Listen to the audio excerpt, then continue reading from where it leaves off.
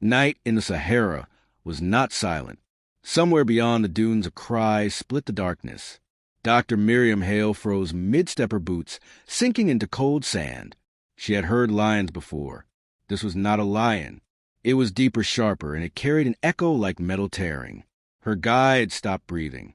Even the wind seemed to pause. Then she saw it. Not the creature itself, but the shadow it cast across the moonlit ridge. Long neck-forward tail, like a whip teeth catching silverlight. An animal from another time was awake again, and it was hunting. Dr. Miriam Hale was a paleobiologist obsessed with predator evolution. She had come to Niger to study fossil beds recently revealed by shifting dunes. Her team was small. Tarek, the local tracker, knew the desert like the lines on his hands. Simon, a documentary filmmaker, had joined to record the dig. The heat during the day was relentless, yet nights were sharp with cold. Locals spoke of the desert blade, a shadow that hunted the edges of oases. At first, Miriam thought it was a folk tale born of lion encounters. But Tarek told her of livestock disappearing without a trace. No blood, no tracks. Only a strange ripple in the sand, as if something heavy had passed. Their camp was set near the Azle Valley, where Cretaceous-era fossils had been found. Miriam's work focused on theropods, especially Afravinator abacensis, a predator that had lived over 100 million years ago. She had seen its skeleton in museums. She knew every curve of its jaw and every claw. Yet nothing prepared her for the idea of seeing it alive. The first days passed in routine. Excavation of a femur, here mapping of a fossil layer there. But on the third night, they found the prints. 3-toed, each the size of a dinner plate, pressed deep into the sand as if fresh. Miriam could not explain it. No known animal in the region could leave such tracks. The stride was too long, the claws too sharp. Tarek suggested wind might have uncovered fossilized tracks. Miriam wanted to believe him, but when she placed her hand in one, the edges crumbled soft and loose. Fresh. The night after discovering the tracks, a sandstorm hit their camp. The tense shut of the air turned thick with grit. In the chaos, Simon's cameras captured something moving between the dunes, a shape low and fast yet massive. In the lightning flash of the storm, Miriam saw a long jaw filled with teeth. When the storm passed, half their supply crates were gone. Not torn open, but carried away. The tracks led north into a rocky ravine. Against better judgment, they followed at dawn. Tarek moved ahead, scanning for signs. The ravine walls closed in until the sun was only a strip of light above them. Then they smelled it, rot and iron. Around the bend lay what remained of a camel, torn clean in two. No scavenger could do this so precisely. Miriam studied the bite marks. The spacing matched the Afravinator's fossilized jaw perfectly.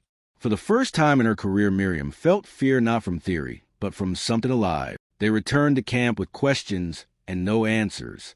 Simon wanted to leave. Tarek warned that if they stayed, they should not wander at night. Miriam could not leave. The scientist in her needed proof. They set camera traps along the ravine and near the valley floor. For 2 days, nothing happened. Then one dawn, a camera was gone, its steel frame twisted like wire. On the fourth night, they heard it again. The cry, this time closer. Simon stayed awake with the night vision camera. Just before sunrise, a shape emerged from a haze. The footage showed a predator over 20 feet long with a blade-shaped snout and claws curved like hooks. Its eyes reflected green in the infrared. It stopped at the edge of camp, sniffed the air, then moved away. Miriam was electrified. They had proof. But the problem was the animal knew they were there. Over the next nights, the Afravinator came closer. Once they woke to find it circling the tents. Another time it stood at the water barrels, its tail sweeping the sand. Tarek revealed something Miriam had not known. His grandfather had seen the same beast when he was young. It had been trapped in an underground cavern after an earthquake sealed it in. Now shifting sands had opened the cave again. Miriam realized they were not dealing with a single predator, but possibly a breeding pair. The storm may have disturbed more than one. They debated leaving. Simon packed. Tarek prayed. Miriam prepared tranquilizers, though she knew their strength might not be enough. The attack came on the 7th night. The Afravinator charged the camp in full view. Its roar shook the tents. Simon was knocked down. Miriam fired a dart hitting its shoulder. It only made the creature angrier. Targ threw a flare which startled it long enough for them to drag Simon into the jeep. But another shadow moved behind it, a second Afrovinator. The chase through the dunes was chaos. Claws raked the side of the jeep. Miriam fired again, this time hitting the neck. The predator stumbled but recovered. They reached the ravine. Targ drove into a narrow pass too tight for the animals to follow. Behind them, the Afrovinators roared frustration that echoed off the stone. Simon's leg was broken. They drove through the night to reach the nearest village. Miriam kept thinking about the second predator. If there were two, there could be more. The footage was intact. Clear images of living Afrovinators. But showing the world would bring hunters, researchers, governments. The desert would become a killing ground. Miriam made a choice. She deleted the location data. The proof would survive, but the secret would stay. Months later, Miriam returned alone. She climbed the ridge above the ravine at sunset. Below in the shadows, movement stirred. A shape like a living fossil walked between the rocks. It raised its head as if sensing her. For a moment, they regarded each other across millions of years. Then it turned and vanished into the desert.